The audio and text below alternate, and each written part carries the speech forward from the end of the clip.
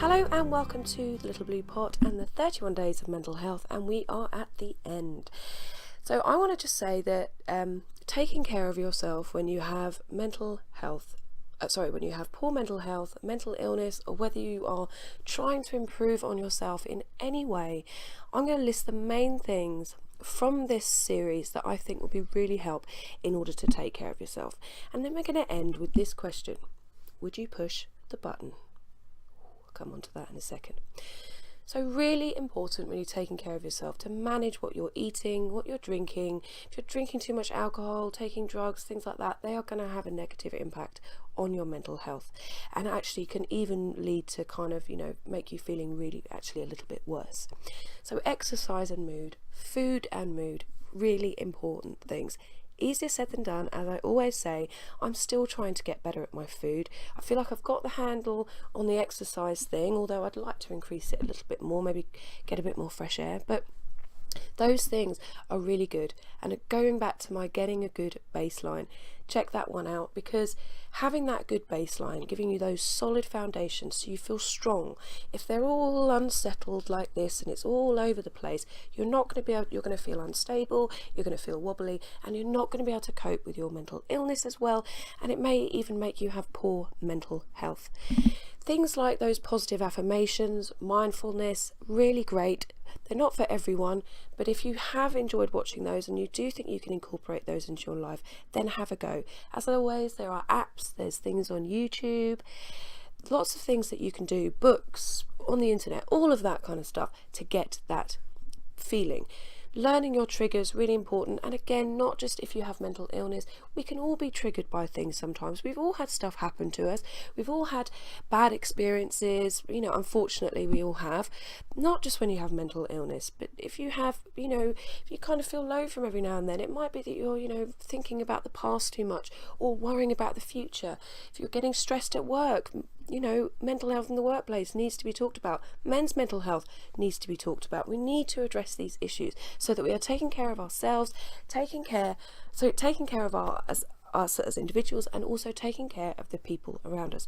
The more positive, the more kind we are to the people around us, the more we will get that back. Putting positive out will bring positive back. Putting negative out will bring negative back.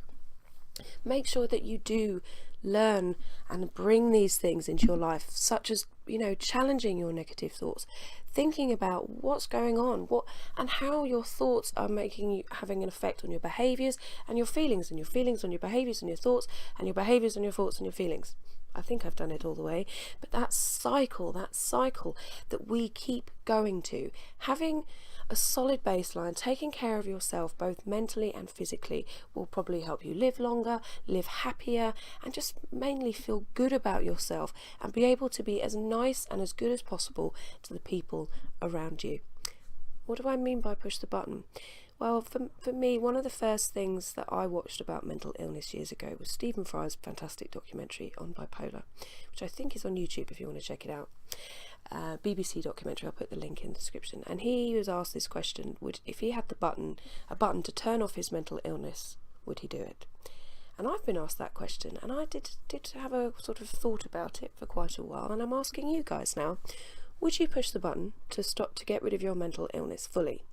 Maybe some of you would, maybe some of you wouldn't. Please share with me your answers in the description, because for me,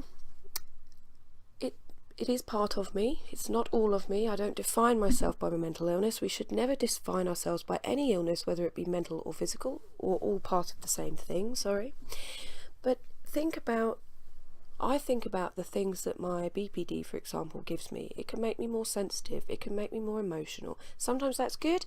Sometimes it's bad. Sometimes I can be too oversensitive, take too many things to heart, but then on other times I can be really sensitive to other people's feelings. It makes me great with kids. I absolutely adore my nieces and nephews. I connect with them on a real kind of childlike level, because I'm sometimes behave like a toddler because of my, extreme emotions. I totally get it when they have their extreme emotions. I'm like, yeah, I know what it feels like to be angry.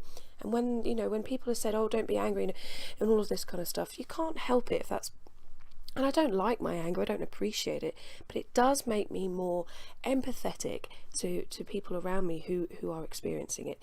Yes, there are really bad days with BPD when I would push that button without a question, but it does give me the sense that it is part of my character. It can make me really happy, but on the flip side it can make me really sad and angry.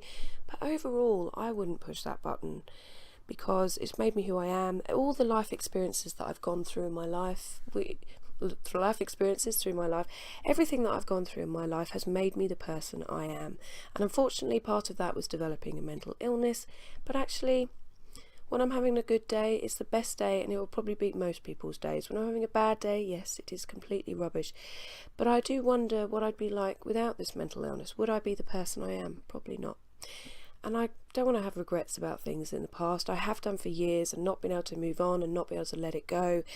And when you have BPD, it is a form of sort of complex PTSD, and it is hard to let things go. And people will be like, oh, you shouldn't be thinking about that person anymore.